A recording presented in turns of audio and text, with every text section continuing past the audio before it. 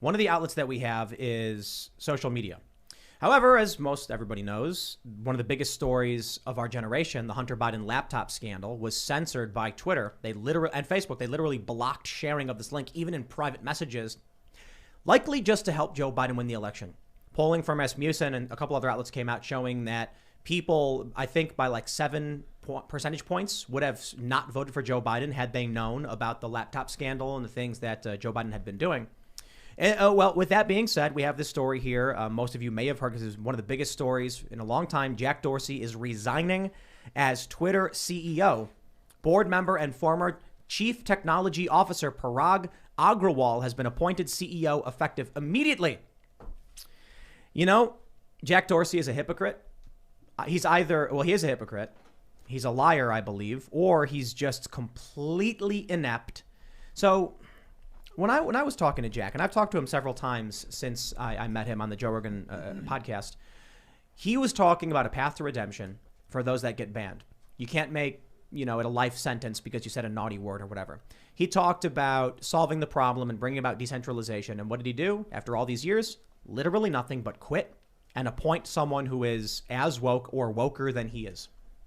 This new guy, the Chief Technology Officer, Parag Agrawal, he's got this interview where, it's gone viral. He basically says, let me see if I can pull it up. They ask him about it, and let me make sure I can pull up the part where he talks about the First Amendment. He's asked about free speech on Twitter, so we can expect things to get a whole lot worse. Ugh. He says, you're caught in a bit of a hard place. This is the interviewer, Litchfield. As somebody in the audience is also pointing out, that you're trying to combat misinformation. You also want to protect free speech as a core value, and also in the U.S. as the First Amendment. How do we balance those two? He said, our role is not to be bound by the First Amendment, but our role is to serve a healthy public conversation, and our moves are reflective of things that we believe lead to a healthier public conversation. The kinds of things that we do about this is focused less on thinking about free speech, but thinking about how the times have changed. One of the changes today that we see is speech is easy on the internet. Most people can speak. Where our role is particularly emphasized is who can be heard. The scarce commodity today is attention. There's lots of content out there, a lot of tweets out there. Not all of it gets attention. Some subset of it gets attention. And so increasingly our role is moving towards how we recommend content. And that sort of is a struggle that we're working through in terms of how we make sure these recommendation systems that we're building, how we direct people's attention in leading to a healthy public conversation that is most participatory. Code word for we know what's better for you than you do. And we're going to make sure that conversations we deem to be the healthy ones are had and promoted and your ideas aren't. And let's be real. They directly remove news stories that are bad for their psychotic goals and agendas. And I want to give a shout out real quick to Project Veritas, who has those undercover videos of Bernie Sanders supporters and Democrat staffers talking about being violent and manipulating people and talking about gulags. Because if you ever talk to these Antifa people in private, they will straight up tell you they intend to kill millions of people. And I'm not exaggerating.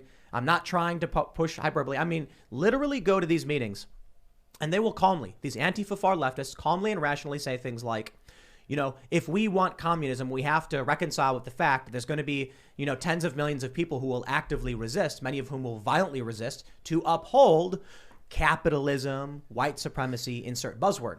And they'll say, well, those people have to be sent to the gulags to break rocks to understand what hard work really means, many of whom will die.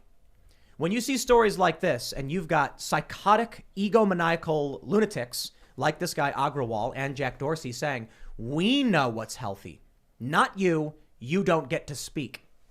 What do you think the future will look like under that kind of person? Well, we were already in that spot with CEO Jack Dorsey, but I got to be honest, Jack Dorsey didn't do a whole lot, and he still was willing to go on shows and talk to people. This guy, I think, is going to be much more locked down, much more robotic, PR-oriented, just garbage statements put out, lies, manipulation. And as much as I think Twitter is trash, it does still have that opportunity to spread news outside the mainstream, whereas CNN is a pollutant.